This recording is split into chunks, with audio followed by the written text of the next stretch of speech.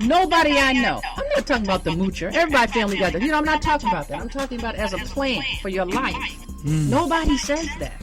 That happens for a whole host of reasons. So not always totally you're doing. I understand, but it's like the opportunity is there for you to get off the couch.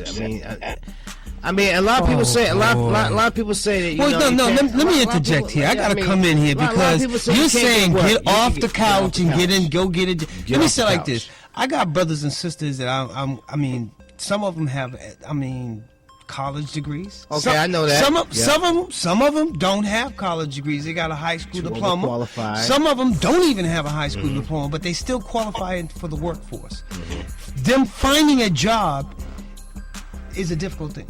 It's a difficult thing. I mean, we can sit up here and play around with the opportunities there. I walk past places every day and I see help wanted signs. But those individuals make selections. Let me just, because I brother, I'm telling you, I'm going to repeat. I don't know anybody who says, I just want a useless, trifling life where I'm unable to care for myself. Nobody. Like I said, I know some trifling Negroes. Don't get me wrong. I'm talking about a pathology. I'm talking about a people. And I know I'm not one. People who know me. I'm not one that kind of does the excuses for folk. Because there's just some things that I won't let you do. But I would also be the first to say that this whole thing where we tell people go forth, young man and woman, and work hard, go to school, get a degree, you can do whatever you want. Well, that's a lie. Well, yeah. I mean, so that's what I'm saying. That's a lie. Okay. Yeah. Now, do we have people who persevere and do well? Absolutely. That's why I said I'm so in love with my people, because the resilience is just incredible, extraordinary. Because there are no other people who could still be sitting here talking and not walking up and down the street talking to themselves, given what we deal with every day. Now, you go to school, the UVA student who's standing there, they beat him up and lay him on the ground, he's all bloody. They send him to school. To school. Sandra, I'm going back home. I'm going to my alma mater to work, in Texas, and packed up all her stuff, and she's going to Prairie View, and she makes changes lanes, without signaling. And she's dead. From a civil infraction. Come on, she's dead. Unheard. My thing is working. I know, I gotta take So in the month of July, just only in the month of July, 5 black women died in jail cells in this country. 5. That's deep. And they say all them. They say what? Committed suicide? Well, come on, no. No. You know that, and I know that. I find it that when you go to jail, they basically tell you to take your belt off, shoelaces. Thank you. They tell you to take all that. Now, my thing is, I'm a little confused how you got a trash bag in a cell. No, how you 6 feet tall and the wall you hung yourself on is 5 feet tall. Yeah. So, like I said, I don't want to, we could go down that road. We can go down that road. We can talk about the picture that they gave us and how did she get out of her civilian clothes into County Blues or Arches. That's the reality. And so there's something in between. You can do whatever you want, and with a community around you, you can aspire and succeed. That's different. And I'm thinking that right now, the way for us to be thinking and moving is that community, that family, that whole village has to be involved in this process, because otherwise it doesn't work. We don't have that structure like how it used to be when. So we got to recreate it. Everybody, no, what it is when now you can't talk to teenagers, you can't touch teenagers. You said you do. And I do. I mean, we tried, but I'm saying that there are some that's just like. But you understand why? I'm gonna say it like this: there's some of our youth that are just as angry as an adult. So I mean, you can't just sit up here and say I can't talk. When you say that, that's telling me you refuse to talk. And that's not true, because he does talk to me. You do. I try to, but it's getting to the point now. It's like, what's the purpose? I mean, I probably saved that kid's life that day. For How about that? Okay? How about that? That's a look purpose. at it like that. But my thing is, there was another station that had the same thing. Is if there was a situation between two girls, would you intervene? And majority of the guys said yeah, they intervene. But if it's two dudes fighting, no, they won't intervene. They won't intervene. And if it's a guy and a girl fighting, would you intervene? And you would be surprised how a lot of people say no. They just they say it, but you know what? We always talk about what we would do, and then the situation is there, and then the next thing you know, you get out your car and you walk up into a confrontation, which is what you did. You see, and you heard this story 2 weeks ago. Reverend Bruce Wall. He said he left his church. He's walking down Cotton Square to get lunch, and he walks up on a really ugly confrontation where a brother's beating this woman, beating her down. He said, "Look, I could have walked by, but I just." He said, I had to. And, next thing I know, I'm in the middle of it, and here I am, and I'm thinking, because that's what we do. I mean, we do that too, but then there's other incidents where people do intervene and actually die. I understand that. I understand. Person just come in just to help out, and you know what? There's risks we take every day. If you want to bring up the fact that yes, you can get harmed.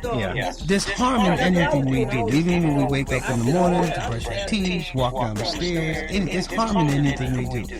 But to be honest with you, if you don't feed into that anger or that issue, you prevail over it. Because like I said, I'm in the community every day, 7 days a week, sometimes 24/7. And I walk across incidences that I won't even get into.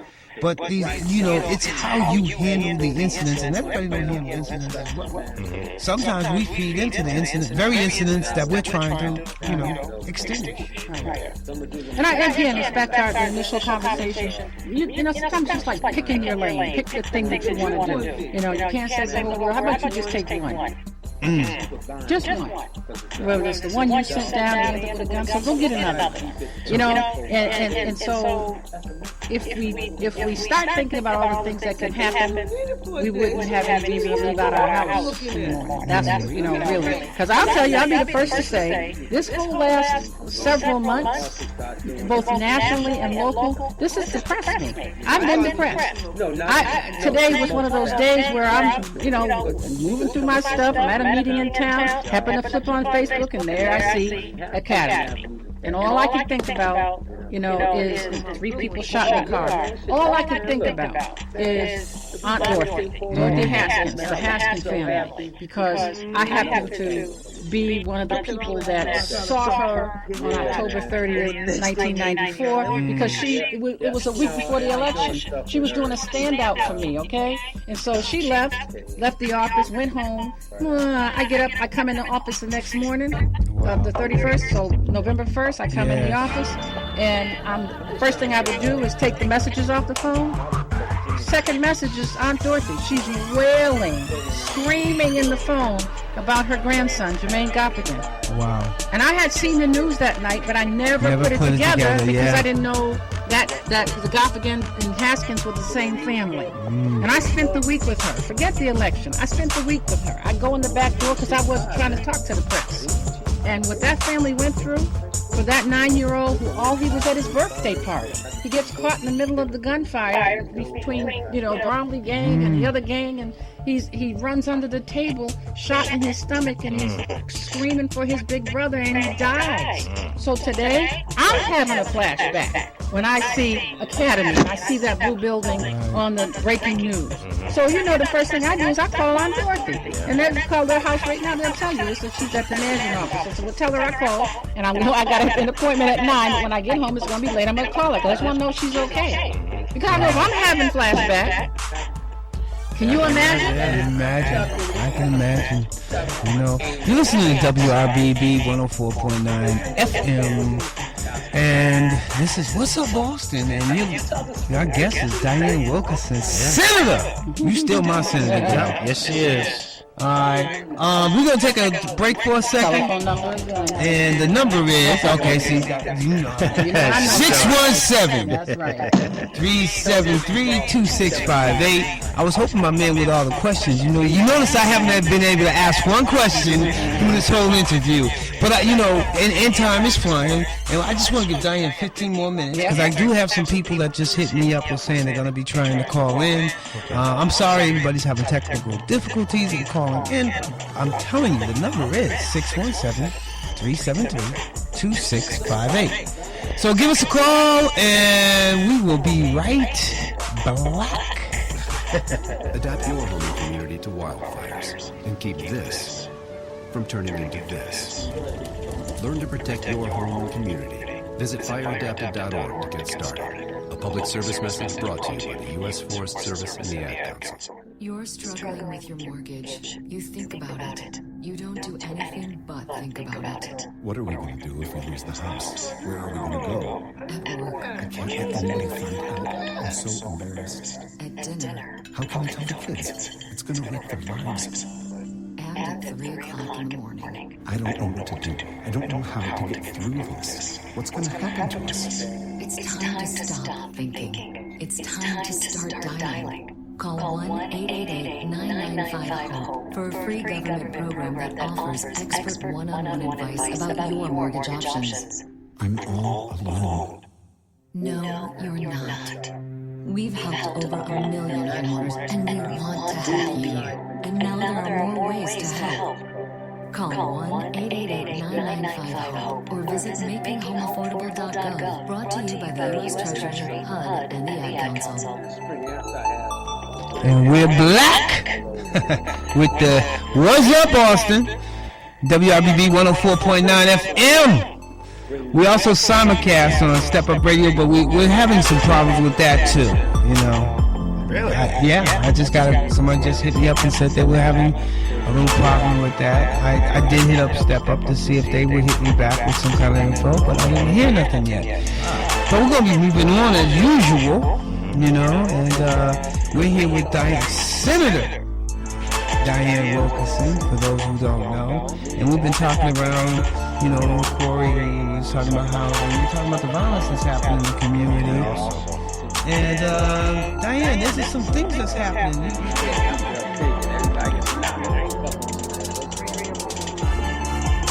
There's some of people may know Sister Andrea James. She has been really the soldier on this whole bringing to light this whole issue of the incarceration of women, black and Latino women in federal court, in the feds. I'm telling you, the organization, the research organization called the Sentencing Project has been doing reports about this.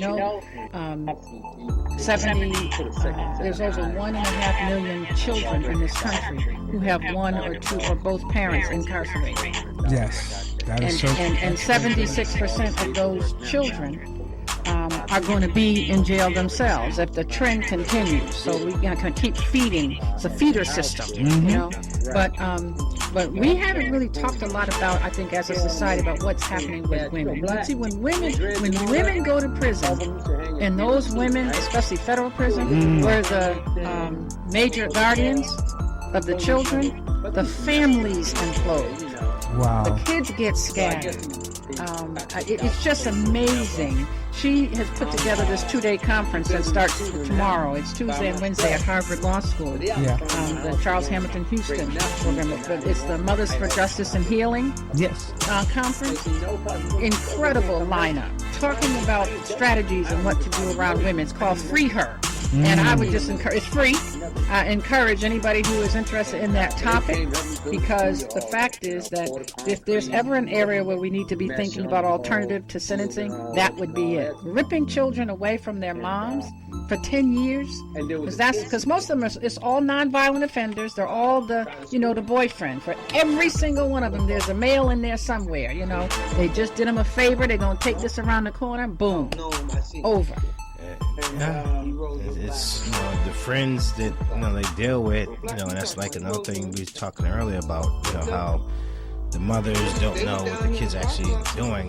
You buying them the Jordans and the True Religion jeans, and got them living that profile. But at the end of the day, it's like you just what are you trying to raise your kids? I see videos on Facebook of, a mom stealing some liquor out the liquor store. Or there was one that I seen where actually there was two women fighting, And the little kid intervened with the fight. And then I heard somebody in the background talking about, go ahead and help your mother. And he was like, don't Well, talk. that was the eye opener for me that I met. It's a whole nother world. I mean, all I started like counting, and like with the 20 women that I wrote down all, this one had 10 years, this one had 15 years, this one got 13 years.